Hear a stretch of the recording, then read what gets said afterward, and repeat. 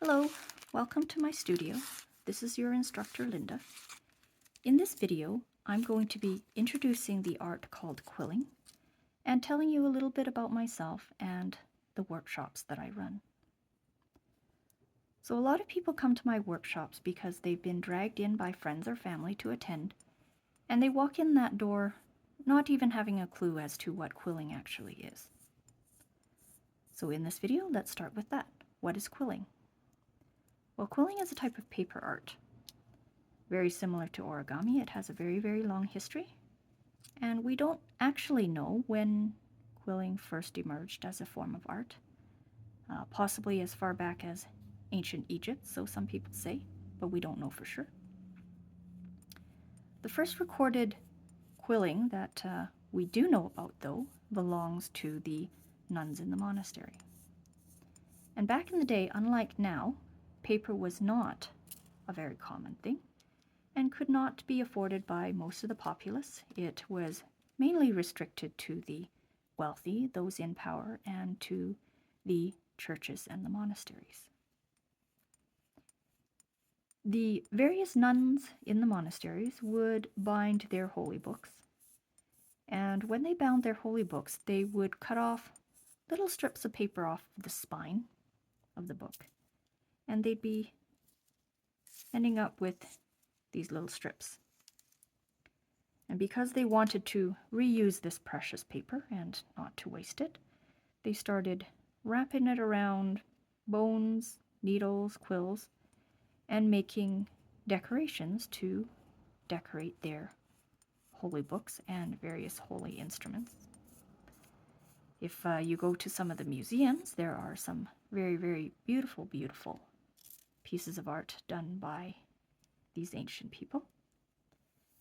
And the paper back then isn't like now, where there is all sorts of different colored dyes.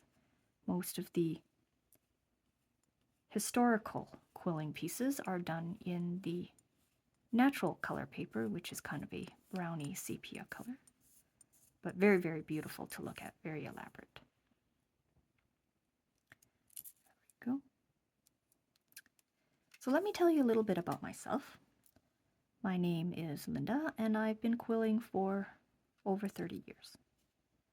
I've started teaching the class probably about 2 to 3 years ago. And my students have been asking me for quite some time now to make videos that they can watch because they wanted to be able to watch and review the techniques that I taught during the workshops after the class.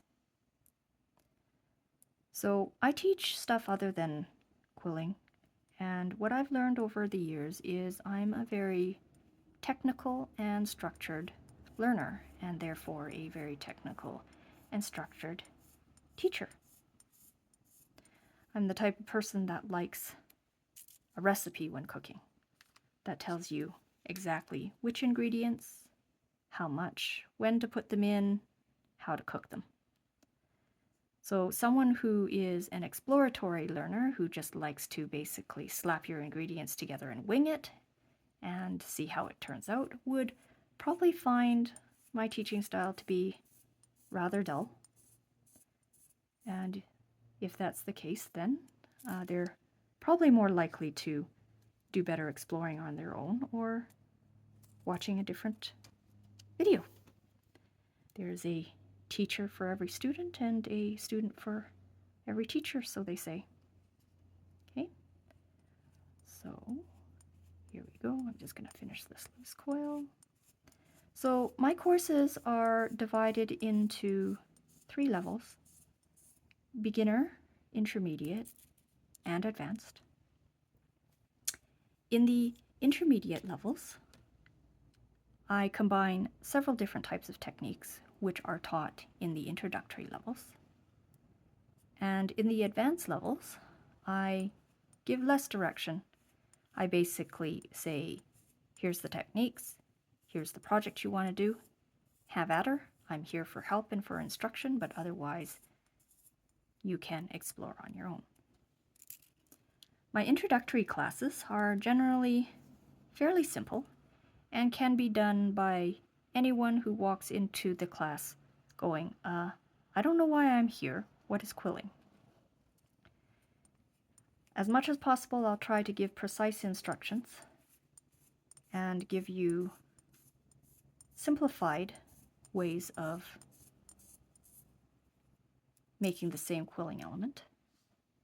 And then as you advance in the courses, I will be teaching alternative techniques to do the same project. So I think I'm going to end this video here. Probably talked a little bit more than I was intending. And I'm hoping that all of you will attend my future workshops and watch my videos. Thank you. See you next time.